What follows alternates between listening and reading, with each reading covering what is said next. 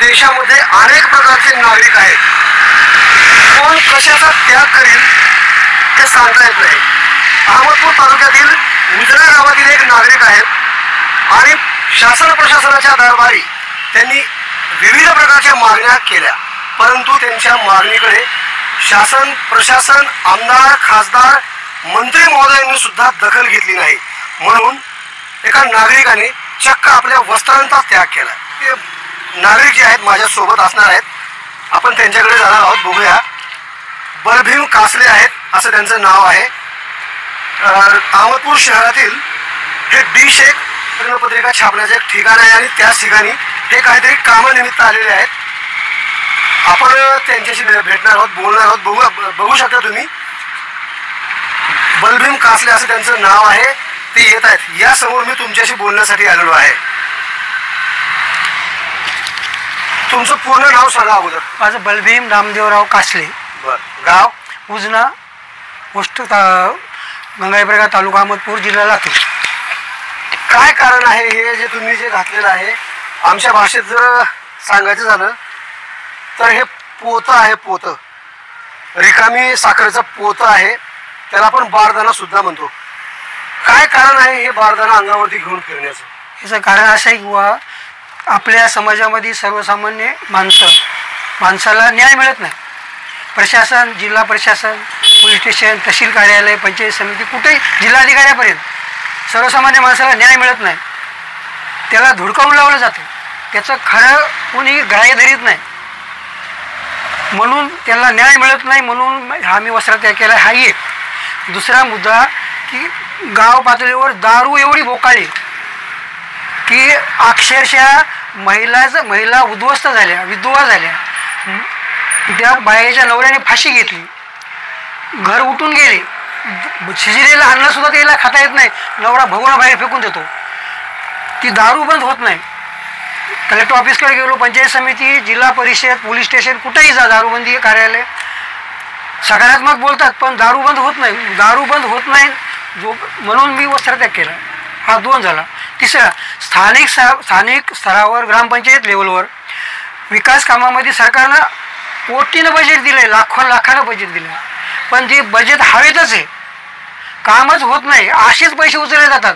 नसतं थातूर मातूर काम करून त्या बजेटची इलवाट लागते. म्हणून तो भ्रष्टाचार रोखला पाहिजे, कुठं थांबला पाहिजे, त्याला रोख लागला पाहिजे. म्हणून वस्त्रत्याग केला. किती दिवसापासून हे वस्त्राचा त्याग केलेला आहे? मी 22/1/2024 पासून हा वस्त्रत्याग केला आहे. मी इथं उपोषणाला बसलो होतो. त्या बसल्या दिवसापासून मी वस्त्रत्याग केला. उपोषण मी 27/1/2024ला सोडलं. त्याचं कारण असे की तहसील कार्यालय, तहसीलदार, DYSP, पोलीस स्टेशन, डॉक्टर ह्या सगळ्यांनी मिळून माझी हत्या करण्याचा प्रयत्न केला होता. हा उघडकीस आला म्हणून मी स्वतःहून त्यांना पत्र देऊन उपोषण सोडलं. पण वस्त्रत्याग कायम ठेवणार आहे असं त्यांना पत्र दिलं. त्या दिवसापासून माझा हा वस्त्रत्याग आणि हा मरेपर्यंत असणार. कपड्यावर सुद्धा माझ्या वस्त्र येणार नाही. फक्त अंडरवेल आणि हातरुमाल असेल माझ्याकडे वस्त्र. कासलेजी असं कसं म्हणताय? कारण एखादा अधिकारी तुमच्यासोबत षडयंत्र करू शकेल, परंतु डॉक्टर असेल, पोलीस प्रशासन, तहसील प्रशासन असं कसं काय होऊ शकतं? सर्वसामान्य सत्तेमध्ये असं व्हायलाच आहे की सर्वसामान्य माणसाला रोखायचं असेल तर त्यांच्याकडे वेगवेगळे पर्याय आहेत. तर शेवटचा पर्याय, एखादी सामान्य माणूस जर त्याला रोखीत असेल किंवा नडवीत असेल किंवा एखादी न्याय हिसकून घेत असेल आणि त्याला ती अडचण होत असेल तर ते कोण्याही मार्गाने जाणार. का तर सत्ता आहे. सत्तेपुढे शहाणपण चालत नाही. सत्ता असल्यावर काही करतात. ही काळ्या दगडावरची रेख अनुभवाची गोष्ट आहे. बरं, मला सांगा, हे वस्त्र त्याग केल्यामुळे हे प्रश्न सगळे सुटणार आहेत का? वस्त्रत्याग केल्यानंतर प्रश्न जरूर सुटतील आणि मी सोडवणार. कसे? शेवटी आम्ही आज वस्त्रत्याग करून मी न्याय मागालो.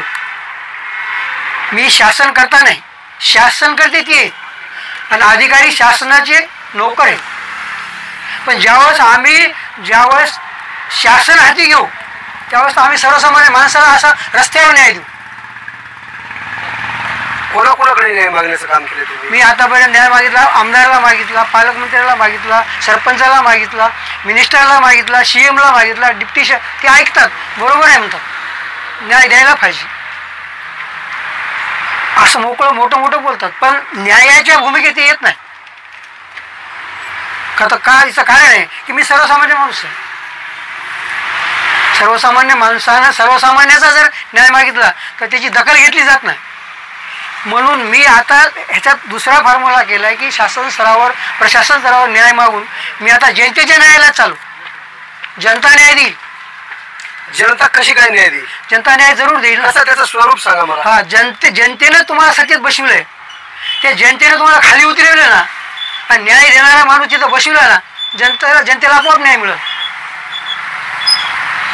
एकूण जर बघितलं तर शासन प्रशासनाच्या दरबारी न्याय मागून सुद्धा न्याय जर मिळत नसेल तर जनतेच्या दरबारात मला न्याय मिळेल अशी अपेक्षा बलभीम कासले यांनी केली आहे. येणाऱ्या काळात निश्चितच कासले यांच्याकडे शासन नाही, प्रशासन नाही, तर जनता तरी बघेल का, हे मात्र बघणं खरंच महत्त्वाचं ठरतंय. आणि बलभीम कासलेच्या या वस्त्र त्यागाला बघून तुम्हाला काय वाटते तुम्ही सुद्धा कळवा कमेंट्स बॉक्समध्ये. आणि हो, आम्ही अहमदपूर शहरासह लातूर जिल्ह्यात आणि महाराष्ट्रातील ताजे आणि महत्त्वाचे अपडेट तुमच्यापर्यंत पोहोचवित असतो. त्यासाठी आमच्या चॅनलला मात्र सबस्क्राईब करायला विसरू नका. आवाज बहुजनांचा.